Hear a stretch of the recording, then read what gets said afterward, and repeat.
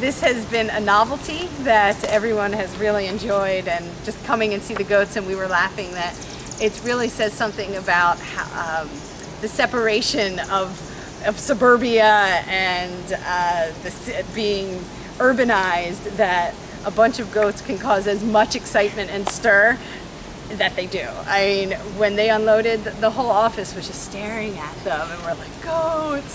So I think I would hope that it might not become a novelty, that this might be a common practice as you drive down the road and say, oh look, there's goats eating invasive species, because it is such a sustainable way, environmentally friendly way of removing invasives.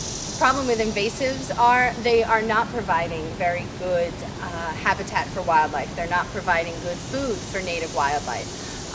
There's examples that of most of the invasive species out there, only 3 maybe are useful for native wildlife, native birds. The berries they produce are not as fat-rich and not as healthy for them, so birds are having trouble storing enough fat to migrate. I guess it's sort of like the birds eating French fries every day as opposed to eating healthy salads for dinner. What we have here is a classic situation of edge forest. Throughout the east, we have forests that are fragmented because of development mostly. They've been subdivided. We've got these long, narrow strips of forest land with light coming in from all sides, which is perfect for allowing undergrowth to get going underneath. Now, along with that, we've had a lot of introduction of invasive exotic plants, things like multiflora rose, kudzu, bittersweet, oriental bittersweet, mile a minute, what else? Japanese stilt grass. There's hundreds of them. And those are plants that reproduce very, very well.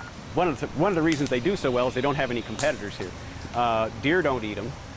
Birds like to eat their berries, which only helps them reproduce. And they can tolerate very wide ranges in soil and water conditions. And so they're very well adapted to taking over sites completely. And when they do, they crowd out our native vegetation, which hurts our native fungi, our birds, our mammals, etc. It's you know, dominoes. And goats eat a much wider range. Like deer, they're browsers, so they like woody vegetation.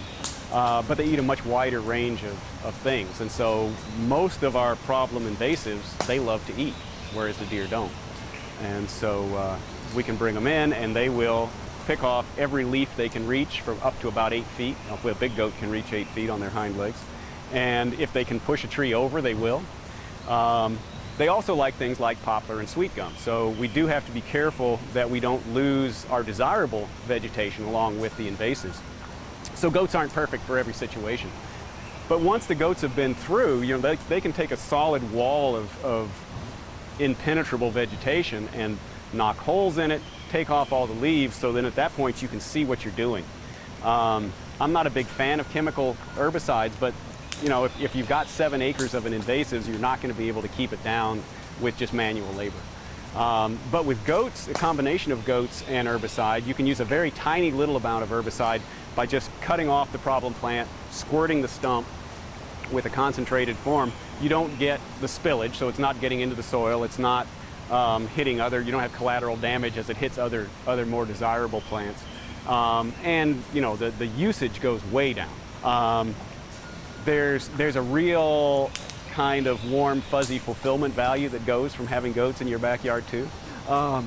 They're very calming, and I've been doing this for 3 years. It's what I do 14 hours a day from April through October, and I still stand around and stare at goats. You know, I am one of the men who stare at goats.